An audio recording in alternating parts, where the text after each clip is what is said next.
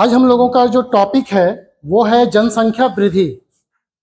हम लोग अभी तक जनसंख्या क्या है, विश्व जनसंख्या वितरण क्या है, विश्व जनसंख्या वितरण को प्रभावित करने वाले कारकों को भी देख लिए हैं, ठीक है ना, कल कंप्लीट किए। और आज की टॉपिक है जनसंख्या वृद्धि। तो इसको आप लोग लिख लीजिए, जनसंख्या वृद्धि। इस पे क्या क्या चीजें हैं थोड़ा सा उस पर हम लोग डिस्कस कर लेते हैं कि इसमें हम लोग क्या क्या पढ़ेंगे। जनसंख्या वृद्धि, पॉपुलेशन ग्रोथ, ठीक है, एक छोटा सा वर्ड है लेकिन इसमें बहुत सारी चीजें छुपी हुई हैं, ठीक है। देखिए जनसंख्या वृद्धि होता क्या है, पहले इसको समझिए चीजों को, फिर हम लोग लिख लेते हैं चीजों को। तो समय के दो अंतरालों के बीच किसी भी निश्चित प्रदेश में होने वाली जनसंख्या परिवर्तन को जनसंख्या वृद्धि कहते हैं। समय के दो अंतरालों के बीच, जैसे भारत में अगर जनसंख्या वृद्धि देखेंगे तो 10 साल के जनगणना होता है ना, 2001, 2011, 2011, 2021, तो समय का दो अंतराल हुआ। इन दो अंतरालों के बीच में जनसंख्या में, भारत की जनसंख्या में होने वाले परिवर्तन को ही जनसंख्या वृद्धि कहते हैं। हाँ, अब ये परिवर्तन सकारात्मक भी हो सकता है, नकारात्मक भी हो सकता है, घट भी सकता है, बढ़ भी सकता है। तो धनात्मक परिवर्तन और ऋणात्मक परिवर्तन होगा वो। क्लियर? यहां तक हो गए। इसके दो यहाँ पे हम लोग क्या क्या चीजें देखने वाले हैं उसको देखिए। सबसे पहले तो इसको परिभाषित करेंगे, दूसरे चीज में जानेंगे हम लोग कि जनसंख्या का वृद्धि दर क्या होता है। जनसंख्या वृद्धि दर, तो इस पे भी बात करेंगे, अभी हम लोग लिखेंगे भी, ग्रोथ रेट। नेक्स्ट करेंगे जनसंख्या, प्राकृतिक जनसंख्या वृद्धि। अगला क्या टॉपिक है, प्राकृतिक जनसंख्या वृद्धि। इसको भी जानेंगे कि आखिर ये किस चीज का नाम है भाई, प्राकृतिक जनसंख्या वृद्धि। उसके बाद आएगा बात वास्तविक जनसंख्या वृद्धि, वास्तविक एक्चुअल पॉपुलेशन ग्रोथ, वास्तविक जनसंख्या वृद्धि, इस पे बात करेंगे। उसके बाद आ जाएगा हमारा जनसंख्या का धनात्मक, जनसंख्या का धनात्मक वृद्धि।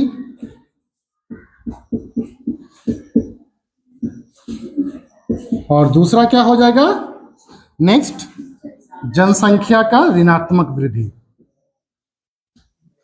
जनसंख्या का ऋणात्मक वृद्धि। ये चीजों को आप लोग लिख लेंगे। अभी इस पे हम लोग बात करेंगे एक एक करके। तो पहले एक एक करके हम लोग समझ लेते हैं चीजों को। ये टॉपिक चलेगा थोड़ा 1-2 दिन, क्योंकि ये बहुत कॉन्सेप्चुअल है और ये आपके जो ये टॉपिक जो है रिलेटेड, वो क्लास 12 के साथ साथ आपके कॉम्पिटिटिव एग्जाम में भी काम आएंगे। आगे जाइएगा सेमेस्टर 2 में, पोस्ट ग्रेजुएशन करिएगा, वहां पूरे तरह से काम आएगा, ठीक है। और भी परीक्षाएं लिखिएगा, वहां के लिए बहुत इंपॉर्टेंट है ये टॉपिक्स, देखने से ही लग रहे हैं चीजें, ठीक है। तो पहले जानते हैं कि जनसंख्या वृद्धि क्या होता है। तो समय के दो अंतरालों के बीच किसी एक निश्चित क्षेत्र में होने वाले जनसंख्या में परिवर्तन को हम लोग जनसंख्या वृद्धि कहेंगे। और यदि इस जनसंख्या वृद्धि को, उस क्षेत्र के जनसंख्या वृद्धि को प्रतिशत में व्यक्त करेंगे तो उसे जनसंख्या वृद्धि दर कहेंगे। अब बात आता है कि प्राकृतिक जनसंख्या वृद्धि क्या है। तो देखिए जनसंख्या परिवर्तन को लिए 3 घटक है। जन्म, अगर जनसंख्या परिवर्तन कहीं हो रहा है, समझ लीजिए चीजों को, अगर जनसंख्या परिवर्तन कहीं पे हो रहा है, या कम हुआ या अधिक हुआ, ठीक है, तो इसके पीछे 3 एलिमेंट है। जनसंख्या परिवर्तन के 3 घटक हैं। पहला जो कि प्राकृतिक है, इस पे मानव का जोर नहीं है, हालांकि वर्तमान में टेक्नोलॉजी के जोर से इस पे भी कंट्रोल किया जा रहा है। तो पहला हो गया आपका जन्म, और दूसरा मृत्यु, जबकि एक हो जाएगा कृत्रिम। प्राकृतिक है और ये कृत्रिम है, और ये हो गया आपका प्रवास। इस प्रकार जनसंख्या परिवर्तन के 3 मुख्य घटक हैं, जन्म, मृत्यु और प्रवास। यही तीनों का रोल अभी यहाँ पे हम लोग देखेंगे। इसमें ध्यान से समझिएगा, यही तीनों का रोल हम लोग इसमें देखेंगे आज। ठीक है, तो सबसे पहले प्राकृतिक जनसंख्या वृद्धि। तो जब किसी निश्चित क्षेत्र की जनसंख्या में समय के दो अंतरालों के बीच जन्म और मृत्यु के अंतर से जो जनसंख्या परिवर्तन होता है या बढ़ता है या घटता है, तो उसे हम लोग जनसंख्या का प्राकृतिक जनसंख्या वृद्धि कहेंगे। क्लियर? क्योंकि प्राकृतिक तत्व उसमें इन्वॉल्व है। क्लियर हो गई चीजें? दूसरा चीज क्या है? वास्तविक जनसंख्या वृद्धि। अच्छा, जन्म और मृत्यु हो जाएगा नहीं ना, किसी क्षेत्र में कोई आके बसते भी तो हैं, वहां से कोई चले भी तो जाते हैं, तब ना वास्तविक होगा। इसलिए बोल रहा है कि वास्तविक जनसंख्या वृद्धि से तात्पर्य किसी निश्चित क्षेत्र के वास्तविक जनसंख्या वृद्धि से तात्पर्य उस क्षेत्र की जन्म और मृत्यु के अंतर के अलावे प्रवास के प्रभाव से जो परिवर्तन होता है उसे हम लोग वास्तविक जनसंख्या वृद्धि कहेंगे। बताएंगे। प्रवास मतलब होता है कि जब कोई व्यक्ति अपने मूल स्थान से, जहां जन्म हुआ है, जहां रह रहा है, अगला का टॉपिक है ये, वहां से अगर विभिन्न कारणों से प्रभावित होकर किसी अन्य स्थान में प्रवास कर गया, आर्थिक कारक से, रोजगार की वजह से, तो उसी को प्रवास कहेंगे। ठीक है, वही आपका प्रवास हुआ। ठीक है ना। अगला है वह जनसंख्या का धनात्मक वृद्धि। जब किसी निश्चित प्रदेश में समय के दो अंतरालों के बीच जन्म, मृत्यु और प्रवास के प्रभाव से वहां जनसंख्या में वृद्धि होती, बढ़ती है वहां की जनसंख्या, तब उसे जनसंख्या का धनात्मक वृद्धि कहेंगे। और ऋणात्मक वृद्धि में जब कम होगा तब उसे कहेंगे। यहां एक चीज देखने वाली चीज है, प्रवास में दो चीजें आएंगी फिर, एक होता है उत्प्रवास और एक होगा अप्रवास। ठीक है, तो उत्प्रवास में जब कोई व्यक्ति अपने मूल स्थान से छोड़ के दूसरे स्थान में चला गया, ठीक है, जबकि अप्रवास में जब किसी जगह पे कोई व्यक्ति आ गया और वहां बस गया, तो वहां जनसंख्या को वृद्धि करेगा ना। तो इन सभी में वास्तविक से यहां तक लेके तीनों का रोल है, जबकि इसमें सिर्फ उसी का। ये अभी सिर्फ हम लोग आपको एक फ्रेम दिए, समझाएं चीजों को, थोड़ा सा परिभाषा में हम लोग इन सब शब्दों को भी यूज करेंगे। उत्प्रवास, अप्रवास, मृत्यु, क्या बोलते हैं, मृत्यु और जन्म और प्रवास को। चीजें क्लियर हो गई हैं यहां तक? क्योंकि आगे आपको जैसे जैसे बढ़िएगा थोड़ा सा चीजें जटिल होती जाएंगी, और उस संदर्भ में आपको करना क्या है कि पीछे की चीजों को जोड़ते हुए आगे चलना है। जैसे हम शुरू से इसलिए एकदम बेसिक से चले हैं, जनसंख्या किसे कहते हैं, विश्व जनसंख्या किसे कहते हैं, विश्व जनसंख्या का वितरण किसे कहते हैं, बहुत बेसिक से चले, और अब हम लोग इंटर कर रहे हैं थोड़े से जटिलताओं की ओर। ठीक है, तो पीछे की क्लास को जरूर से जरूर आप लोग कवर करते चलिएगा। जो एब्सेंट हो गए हैं, जो नहीं कर सके हैं, ठीक है, मैं वीडियो के लिंक में दे दूंगा, उसको आप लोग पीछे जाके देख लीजिएगा जरूर से जरूर, नहीं तो आगे आपको चीजें समझ में नहीं आएंगी, मैं स्पष्ट बता दे रहा हूं। क्योंकि आगे आप प्रवास देखने वाले हैं, उत्प्रवास देखने वाले हैं, अप्रवास देखने वाले हैं, उद्गम स्थल देखने वाले हैं, गंतव्य स्थल देखने वाले हैं, पुश फैक्टर देखने वाले हैं, पुल फैक्टर देखने वाले हैं। तो ये सब सारे पीछे की चीजों से इंटर रिलेट है। ठीक, तो हम लोग शुरुआत करते हैं आज यहां से, लिखने की शुरुआत।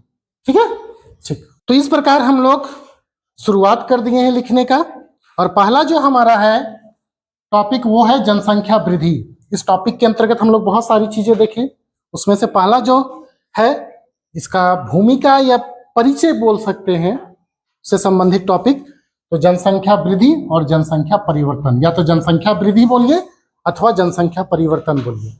एग्जाम में आएगा दोनों का उत्तर एक ही होगा। तो इसको परिभाषित किए देख लेते हैं। जनसंख्या वृद्धि अथवा जनसंख्या परिवर्तन का अभिप्राय किसी निश्चित क्षेत्र, ध्यान रखिएगा, किसी निश्चित क्षेत्र, कोई भी क्षेत्र हो सकता है, भारत हो सकता है, झारखंड हो सकता है, बिहार हो सकता है, पश्चिम बंगाल, तमिलनाडु, कोई भी हो सकता है। ठीक है ना।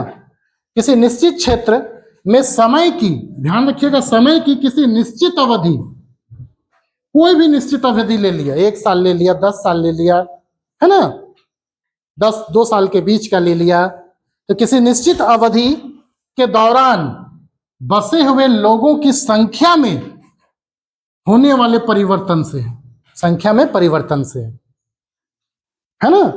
कोई समय अवधि है, कोई निश्चित क्षेत्र है, और वहां अगर 2 साल के बीच में, 10 साल के बीच में, 5 साल के बीच में अगर परिवर्तन हो रहा है तो उसी को हम लोग, या बढ़ रहा है या घट रहा है, तो उसी को हम लोग वहां का जनसंख्या वृद्धि या जनसंख्या परिवर्तन कहेंगे। हाँ, फिर स्पष्ट किए कि उपरोक्त परिभाषा से स्पष्ट है कि जनसंख्या में होने वाला यह परिवर्तन धनात्मक भी हो सकता है, बढ़ भी सकता है।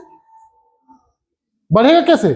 जब जन्म अधिक हो जाएगी, मृत्यु कम होगा, और अप्रवास अधिक होगा, उत्प्रवास कम होगा, तब जनसंख्या बढ़ जाएगी, है ना। तो धनात्मक होगा या तो ऋणात्मक हो सकता है, ये दोनों चीजें हो सकती है। और ये सारी चीजें क्या दिखाती हैं? तो जनसंख्या अगर किसी क्षेत्र में परिवर्तन हो रहा है तो किसी क्षेत्र की आर्थिक प्रगति, इकोनॉमिक डेवलपमेंट को दिखा रहा है वहां पे। अगर कहीं का पॉपुलेशन ग्रोथ हो रहा है, दैट मीन्स कि वहां पे चीजें, सकारात्मक चीजें चल रही हैं, इसलिए लोग वहां पे आके बसना चाह रहे हैं। और उसके सामाजिक उत्थान, जो समाज होता है उसका उत्थान होता है, ऐतिहासिक और सांस्कृतिक पृष्ठभूमि का महत्वपूर्ण सूचक होता है ना। अगर मान लीजिए मुंबई में जनसंख्या अधिक है तो उसके पीछे ऐतिहासिक पृष्ठभूमि भी है। कोलकाता में जनसंख्या अधिक है तो हिस्टोरिकल बैकग्राउंड भी है वहां पे। ब्रिटिश काल में, औपनिवेशिक काल में उन शहरों पे अधिक फोकस किया गया, आबादी वहां पे पहले से ज्यादा रही। समझ रहे हैं चीजों को? तो वही ऐतिहासिक पृष्ठभूमि। सांस्कृतिक, हमने कल बात किए थे ना हम लोग, सांस्कृतिक फैक्टर्स। वाराणसी है, ये सब कैसा जगह है? संस्कृति विशेष। तिरुपति, अजमेर, ये सब कैसे हैं? अजमेर देखिए डेजर्ट एरियाज में, फिर भी वहां पे आबादी अधिक है, उसके पीछे क्या? सांस्कृतिक पृष्ठभूमि। तो ये सारी चीजें हैं, यहां तक हम लोग देख लिए। अब हम लोग जनसंख्या वृद्धि और जनसंख्या परिवर्तन से संबंधित कुछ संकल्पनाएं हैं, उन संकल्पनाओं को देखेंगे, और वो संकल्पनाएं क्या क्या हैं उसको हम लोग देख लेते हैं। ठीक है, तो देखिए इस प्रकार हम लोग आगे बढ़ते हैं और देखते हैं कि जनसंख्या वृद्धि या जनसंख्या परिवर्तन से संबंधित संकल्पनाएं कौन कौन सी हैं। जो जनसंख्या बढ़ रहा है तो वो भी कई प्रकार की है, और उन प्रकारों को ही हम लोग संकल्पनाओं के साथ लिए हुए हैं, है ना। तो इसको आप लोग देख लीजिए, जनसंख्या वृद्धि या जनसंख्या परिवर्तन अगर किसी क्षेत्र का हो रहा है तो वो किन संकल्पनाओं के तहत हो रहा है। अलग अलग प्रकार है जनसंख्या वृद्धि होने के, है ना। ऐसे भी बोल सकते हैं जनसंख्या वृद्धि से संबंधित संकल्पनाओं के प्रकारों को बताएं, किस कॉन्सेप्ट के आधार पर जनसंख्या वहां पे परिवर्तित हो रही है ना। तो पहला देखिए कौन सी संकल्पना है? जनसंख्या की वृद्धि। ये सामान्य है, वही चीज, समय के 2 अंतरालों के बीच किसी निश्चित क्षेत्र में होने वाली जनसंख्या के परिवर्तन को जनसंख्या वृद्धि कहते हैं। ठीक है, आगे जनसंख्या की वृद्धि दर। अगर वही जनसंख्या वृद्धि दर, वही जनसंख्या का जो वृद्धि है, संख्या है, उसको प्रतिशत में अगर दर्शाया जाएगा, प्रतिशत में बताया जाएगा उस क्षेत्र का, तो उस क्षेत्र का वो जनसंख्या वृद्धि दर कहलाएगा। 2 समय अंतरालों के बीच जो जनसंख्या की मात्रा बढ़ी, जैसे 2001 के तुलना में 2011 में जो जनसंख्या बढ़ी भारत की, उसको कुल जनसंख्या के साथ अगर हम ये करके परसेंटेज में निकालेंगे, मल्टीप्लाई बाय 100 कर देंगे, तो वो वृद्धि दर निकल जाएगा। तो वही वृद्धि दर हुआ। सेम चीज है, बस इसको प्रतिशत में करना है। दूसरा, जनसंख्या की प्राकृतिक वृद्धि। जब किसी निश्चित क्षेत्र के जनसंख्या में समय के 2 अंतरालों के बीच जन्म और मृत्यु के अंतर से जो जनसंख्या बढ़ती है या घटती है ना, धनात्मक या ऋणात्मक, तब उसे हम लोग क्या बोलेंगे? प्राकृतिक वृद्धि बोलेंगे। क्यों? क्योंकि वो प्राकृतिक घटक से नियंत्रित हो रहा है, जन्म और मृत्यु से। वही जनसंख्या की वास्तविक वृद्धि क्या होगी?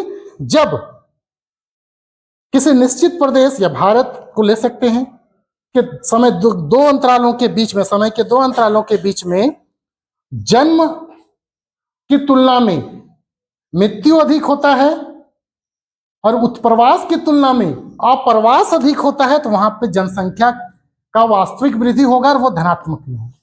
समझ रहे हो? तो जब किसी जनसंख्या क्षेत्र में होने वाले परिवर्तन में यदि जन्म, मृत्यु, उत्प्रवास, अप्रवास इन सभी तत्वों का, घटकों का रोल होगा, तब वहां की जनसंख्या वृद्धि क्या कहेंगे? जनसंख्या की वास्तविक वृद्धि। अब ये जनसंख्या की वास्तविक वृद्धि या तो धनात्मक हो सकती है या ऋणात्मक हो सकती है। कैसे? जब किसी निश्चित प्रदेश की जनसंख्या में समय के दो अंतरालों के बीच जन्म की तुलना में मृत्यु कम होगी, ध्यान देंगे, कम होगी, साथ ही साथ उत्प्रवास की तुलना में अप्रवास यानी जाने वाले लोगों की तुलना में आने वाले लोगों की संख्या अधिक होगी, तो वहां की जनसंख्या में धनात्मक वृद्धि होगा। क्लियर? जबकि लास्ट कॉन्सेप्ट कि जब किसी निश्चित प्रदेश की जनसंख्या में समय के दो अंतरालों के बीच जन्म की तुलना में मृत्यु अधिक होगी और अप्रवास की तुलना में, आने वाले लोगों की तुलना में उत्प्रवास, जाने वाले लोगों की संख्या अधिक होगी, तो वहां पे जनसंख्या की ऋणात्मक वृद्धि होगी, यानी घटेगी वहां की जनसंख्या, यहां बढ़ेगी जनसंख्या। तो चीजों को हम लोग समझ लिए हैं अच्छी तरह से। संकल्पनाओं को कल, एक एक संकल्पनाओं को कल के क्लास में, नेक्स्ट क्लास में इसको हम लोग करेंगे। तो आज तक हम लोग यहीं पे कंप्लीट करते हैं। ठीक।